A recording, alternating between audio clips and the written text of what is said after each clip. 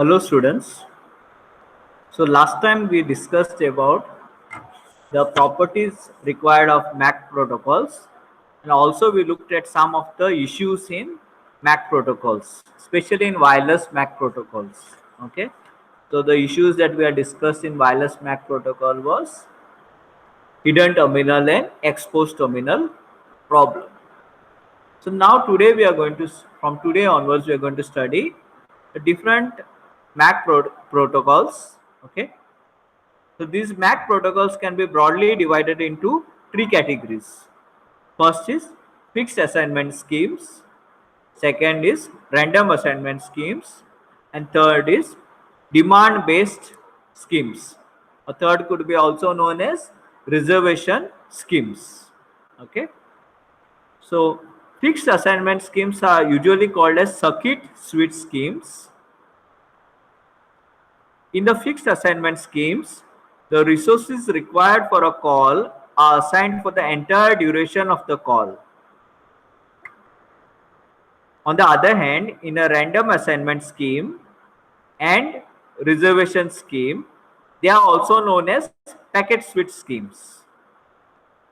So random assignment schemes are also comparable to connectionless packet switching schemes. Under such algorithms, no resource reservations are made. The nodes can start to transmit data as soon as they have a packet to send. And in the reservation schemes, a node makes reservation of the channel for an entire call before transmitting. So this is comparable to connection based packet switching scheme. Okay. And these reservation based MAC schemes are suitable to handle calls with different traffic characteristics. So we'll discuss all these types of schemes one by one. Please remember that you may have studied some of these algorithms before in your previous semesters.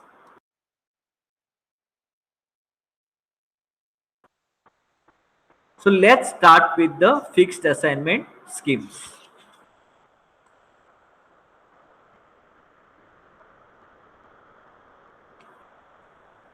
So we are studying a few algorithms under this.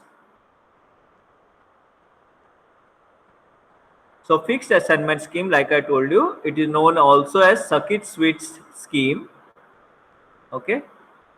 Then the resources or the channels to be shared are based on the time, frequency or the code. And there are three types of schemes.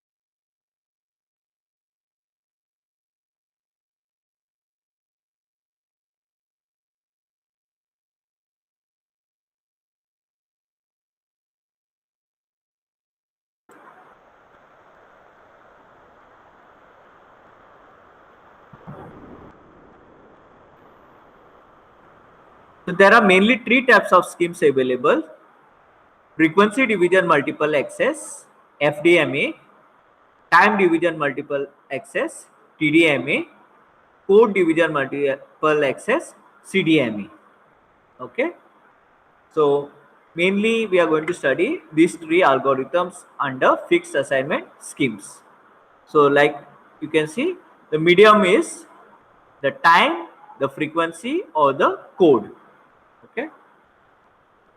So first we look at the frequency division multiple access or FDMA. So in FDMA we divide the available bandwidth into smaller sized frequency bands called as channels.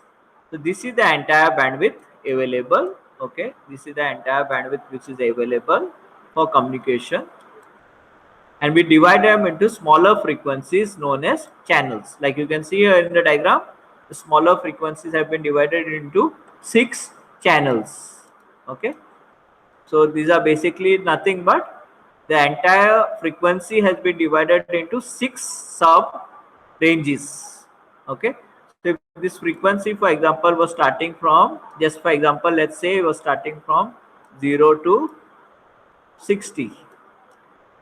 So this first channel could be say from 0 to 10, second one will be from 11 to 20, third one could be 21 to 30, fourth channel could be 31 to 40, fifth one will be 41 to 50, and the last channel could be from 51 to 60. So like this you divide the frequency into sub channels. So in this example right now we are having 6 channels. Okay, so you are dividing your bandwidth, that is your channel is nothing but the frequency, and you are dividing it into sub bandwidths. Okay, so for a full duplex communication, full duplex means you send, the communication is both the ways. The sender can also send the data, and as well the receiver also can send data. So for a full duplex communication to take place, each user is given a forward link, that is a forward channel. Okay, maybe like, and a reverse channel. So you could have a forward channel. Suppose let's take the example that you are communicating between a tower, which is also known as base station, and a mobile. Okay, so there will be one channel, one band given for communication. This is known as the forward link. Okay, for communicating from the tower to the mobile, and another link for communicating from the mobile to the base station. So this is known as the reverse link. So each channel here will have forward link and reverse link. So each channel will have 2 bands, forward, reverse.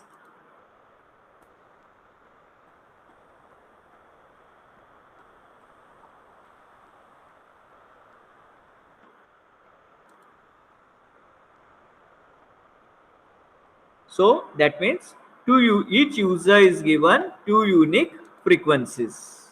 Okay, one for transmitting and the other for receiving signals during a call. Okay, so if this is given, if the channel has been given to one user, say, let's say for example, say this channel 1 has been given to some user, say Tom. So if channel 1 has been already be given to Tom, then no other user can try to use this channel during that call. If Tom is already using this channel, then no other user will be allowed to use the same frequency to make a call. Okay, so suppose, just for example, say Tom has been given this channel for an entire day, channel 1, but he uses this channel only for 5 minutes.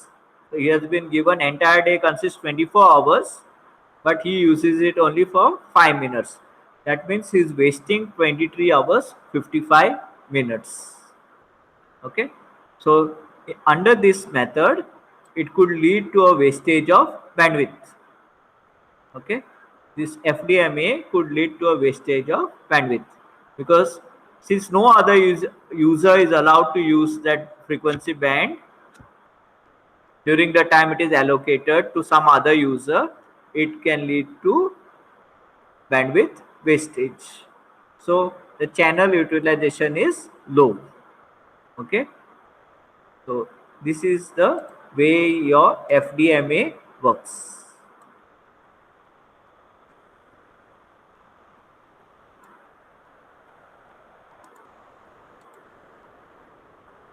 So you can just read this. I've explained you into all this. So like I told you, in FDMA, the available bandwidth is divided into many frequency bands called channels. And then each channel will have, suppose the channels are allocated to users, then each user will have a forward link and a reverse link. So that means 2 channels are allocated to one user. So once you allocate two channels to a user, these two channels are unable to are not allocated to other users. So once they are allocated to a single user, you do not allocate them to other users. So suppose a user does not utilize that channel for a long time, then it leads to wastage. So the utilization of the channel is very low, and advantage is easy to implement, and disadvantage is poor channel utilization. Okay, so this is FDMA. The second method here is TDMA, time division multiple access. So in FDMA, we divided the frequency into sub-frequencies. Here in TDMA, we allocate multiple or different time slots to multiple stations. So basically, we do not divide the frequency, but you can say we divide the time into fixed size time slots. Okay, so we divide the timeline into fixed size time slots, and these are divided among the multiple nodes who want to transmit. Okay, who want to transmit. So all the nodes now, or all the transmitting stations now, use the same channel, but they use the channel at different times. Okay, and the time slots are allocated to users in a round robin manner. Okay, so in a round robin manner means in a circular fashion. Okay, with each user being assigned one time slot per frame. Okay, unused time slots will be wasted. Okay, so to understand, you can say that this frame belongs to one station, say A. Okay, so it's given this entire slot from here to here. Okay, this is the entire slot given to the frame from station A. Then the frame from station B will be given this time slot. Okay, so this is for the frame from station B, and so on. This will be for the frame from station C. Okay, so if A wants to transmit again it will be given chance here. This will be A. After A's transmission will be B. Okay, so if any one of the stations is not transmitting during that time slot, then it leads to wastage of the channel. Okay, that is what it means. So all the stations are using the same channel but at different time slots. The time slots are divided into equal sides. Okay, we cannot have unequal size slots here. So this is about TDMA. So you can just read here. You can just read.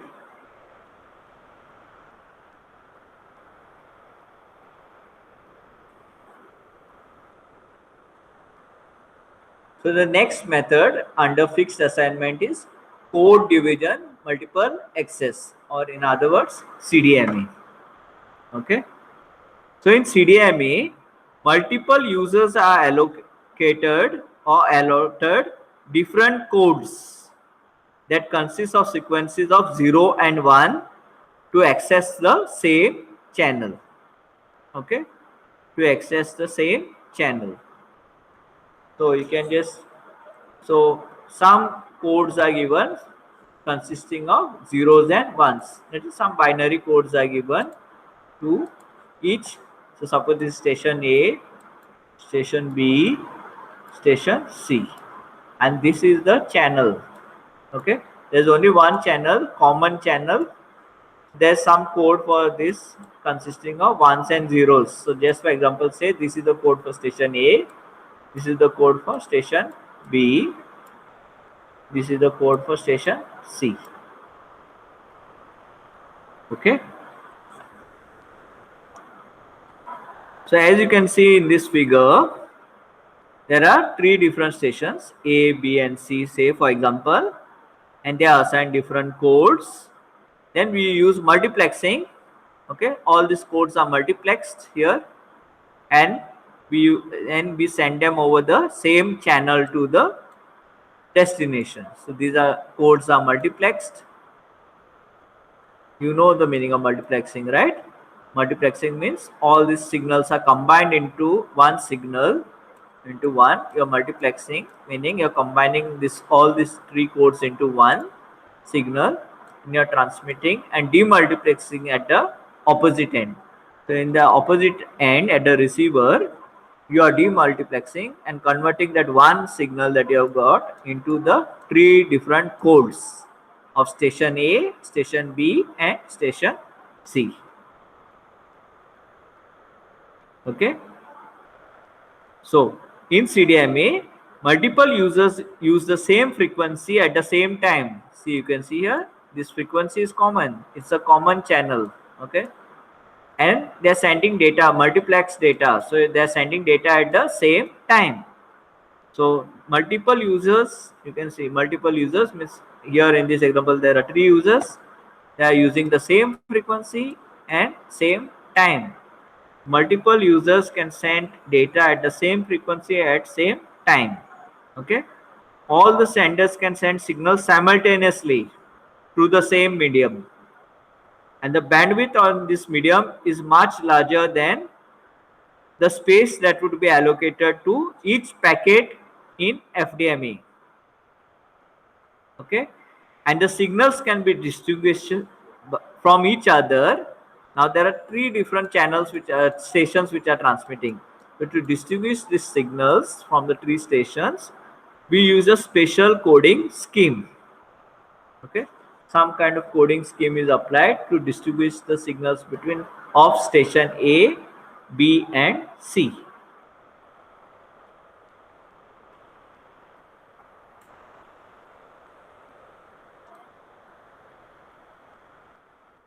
So you can just read here.